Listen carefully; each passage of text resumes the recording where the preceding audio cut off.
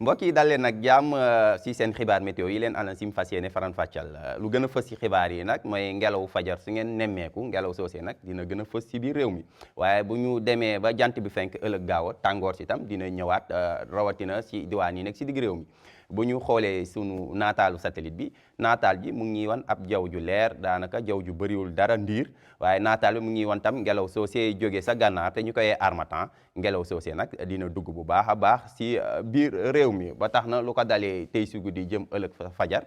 seddaay si nag dina dugg bu baax si biir réew mi rawatina digg réew mi jëm bët saalum si digg réew mi sax foofu la ñuy amee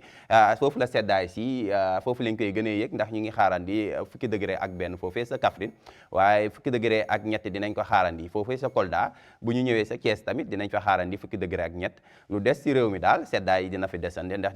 température fajar si dina jógee si fukki degré ak juróom si yenn gox-goxaan yi dem ba ñaar fukki degré foofee sa Ndakaaru waaye ñaar fukki degré ak ñaar dinañ ko xaarandi dem foofee sa Podor du ko taxa sedd bu baax sa Podor bu ñu duggee si gaaw ji nag ëllëg dinañ gis ni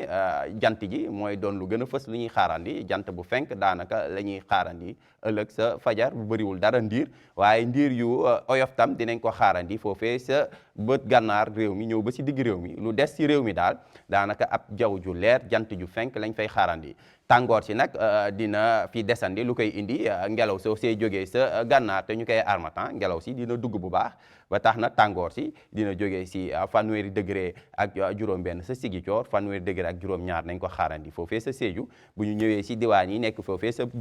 penku réew mi dinañ fa xaarandi fanweeri degré ak juróom-ñett sa Tamba dem ba fanweeri degré ak juróom-ñeent foofee sa Bakel waaye si digg réew mi tamit tàngoor si dina fa desandi ndax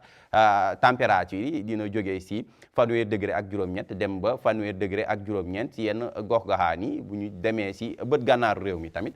daanaka fanweeri degré ak juróom-ñett dem ba fanweeri degré ak juróom-ñeent mooy doon lu gën a fës lu ñuy xaarandi waaye bu ñu ñëwee si Ndakaaru foofu dinañ gis ni fanweeri degré ak ñett daal mooy doon lu gën a fës lu ñu fay xaarandi ñeent fukki degré mooy doon température bu gën a rëy donc foofu la si diwaan yi nekk sa Thiès Kaolack ak Matam daanaka foofu la tàngoor si di gën a tare ndax ñu ngi fay xaarandi ñeent fukki degré mbokk yi si tënk jàpp leen seddaay si ñu